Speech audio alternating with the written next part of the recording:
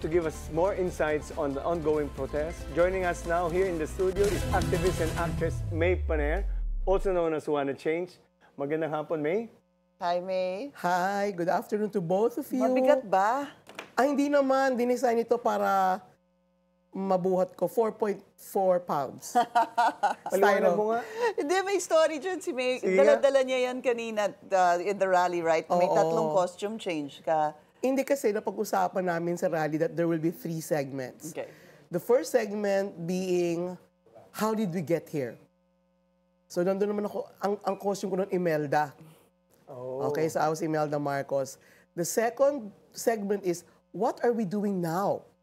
Doon naman ang costume ko dahil ako ay founder ng isang community kitchen na Kawa Pilipinas where we get to feed them homeless, the mga PDLs, political, prisoners, the sick and the elderly, at yung mga survivors ng calamities. So what am I doing now? I'm feeding the hungry. Okay. To make sense of, The situation. the situation. Yeah. And para meron akong solusyon, hindi ako problema, solusyon ako. May ambag ka, actually. May ambag ako. And we've been doing it for like more than 5 years now, and we have fed more than 500,000. We've delivered more than 500,000 food packs. And then yung third segment, saan natin ito dadalhin? And so I thought, anong basang mo natin ito dadalhin? And because I think, 2028 is a very good opportunity for transformation, for change. Kaya minabuti kong iblagay ang balota. And at the same time, tingnan nyo naman, ang mga buhaya, nakakulong na sila. Kung hindi tayo mag-atin ng 2028, sooner. Parang kulang, 3 lang yan. 3 lang. Huwag kang mag-alala, dadami yan, Pinky. Dadami sila. Okay. So yung balota, for us to choose the right candidates. Yes, For the please future of the naman. kids. Tapos nakakulong na yung mga buhaya. End of impunity. Okay. Okay. Pero mabuti yung kasi si Luneta, malakas ang sigaw ng Marcos resign eh. Iba ang ang advocacy mo. Kasi you're looking at 2028 elections. Well, that is one of the things that we can do. We can also look at 2028, hindi ba? Right. At yun nga, may kaibahan ang EDSA at ang Luneta. Napakinggan ko nga si Bishop Ambo kung saan hinihiwalay niya yung mga nasa EDSA sa nasa Luneta. Ako naman kasi, maaaring may mga nuancing na medyo kakaiba. Pero I think pareho naman tayong tungo sa isang kinabukasan na wala nang kurakot. I mean, whether you're joining the Luneta rally or the EDSA rally, yun naman ang gusto mo.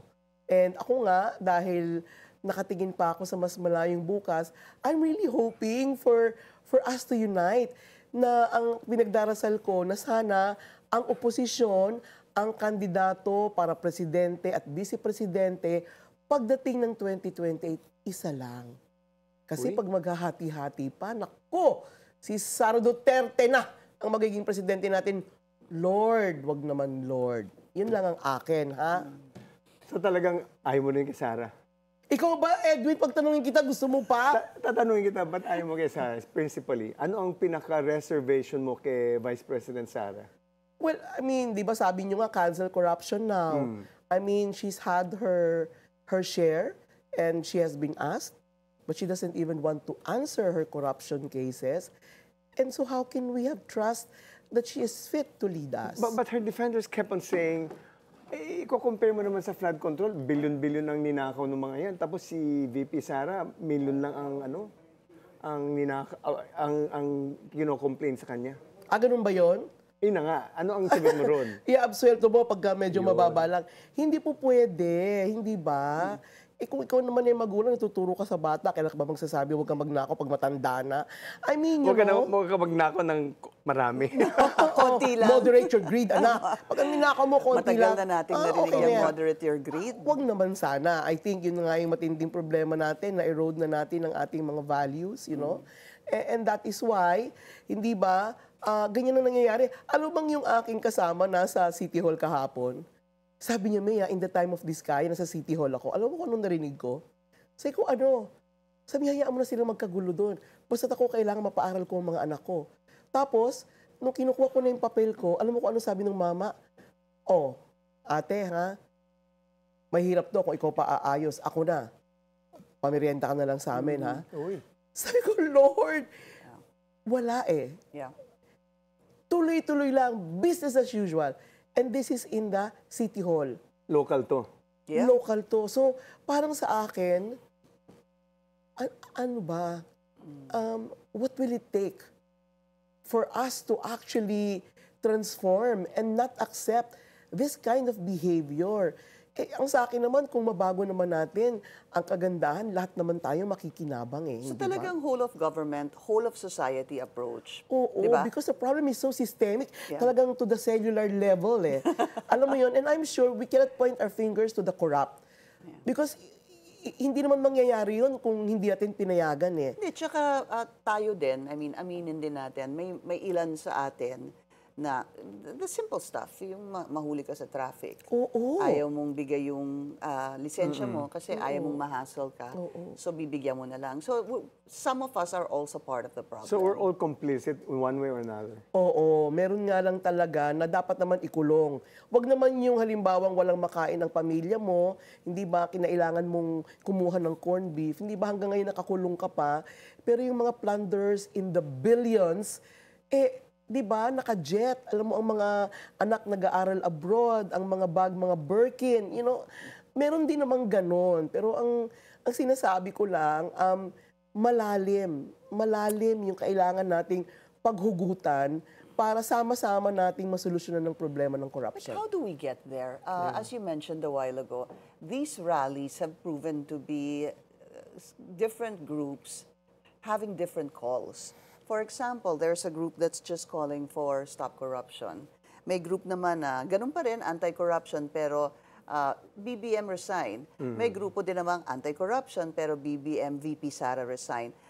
There are different groups with different calls. That's why nagkakaroon ba ng watak-watak, pagkakawatak-watak? Oo, alam mo sa tingin ko, ang pinakamahirap na problemang solusyonan ay ang loob. Akala ba natin ang problemang matindi ang labas? Sa totoo lang, pinakamahirap ayusin ang loob. So, what do you mean by ang loob? Halimbawa, Sarili. yung mga nagrarally, di ba? Meron niyang kaliwa, maraming klase ng kaliwa. Ang mga simbahan, may kanya-kanya yan. May mga taong simbahan na magsasabing, hindi ba natin dapat pangalanan si President BBM? Pero meron ding simbahan na, wag muna. Kasi pag pinangalanan mo yan, ibig sabihin, uupo si Sara. VP Sara. So, I mean, sa simbahan may ganon, sa kaliwa may ganon, sa pinks may ganon, sa yellows may ganon. So, you know, parang we become really fragmented because what we're looking at is really kind of something that's mababaw lang.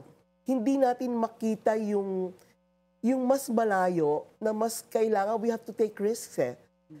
Hindi naman po pwedeng we want to get to where we want to go and not want to suffer. Diba? Meron itong kasamang sakripisyo. Do you think it's unfair that there are people who would rather not call for the resignation of the president because they do not want vice president to be the next president as stated in the line of succession under the 1987 Constitution? Ako lang kasi, I think that's coming from fear. And that makes Sarah feel good. See, takot sila sa akin. Diba? Ayaw nila eh. Kaya gagawin na lang nila, hindi ba? They will keep BBM because and I don't want that to be how I will move on or respond to the problem that I have. I would rather na lahat na nag-i-invest sa genuine change, halika nga umupo tayo. Mag-usap-usap tayo. Ano ba talaga ang saloobin natin? Ang problema natin, hindi natin kayang umupong sama-sama. Kasi ikaw, praning ka kay Edwin. Si Edwin praning din sa'yo. Praning pa ako sa inyong dalawa. Hello, paano tayo uupo? Hindi ba? I mean, listening to Cardinal Ambo. Cardinal Ambo was clearly saying, dito lang kami kasi hindi pa kami handa. Hindi pa. Di ba? Pero meron na siyang klarong, kayo yan kami to.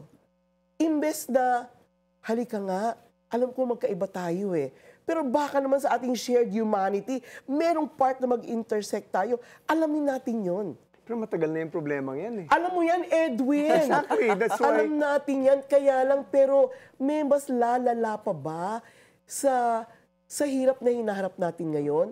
I mean, I think ang lalana ng problema na ang panawagan sa atin ay magkaisa na tayo eh. Tinan mo, nagwagi nga si Sarah at si BBM, ginamit din nila ang unity eh. Kasi totoo naman, unity works. Umitim naman sila. Yun nga lang. Kasi nga, naabuso rin.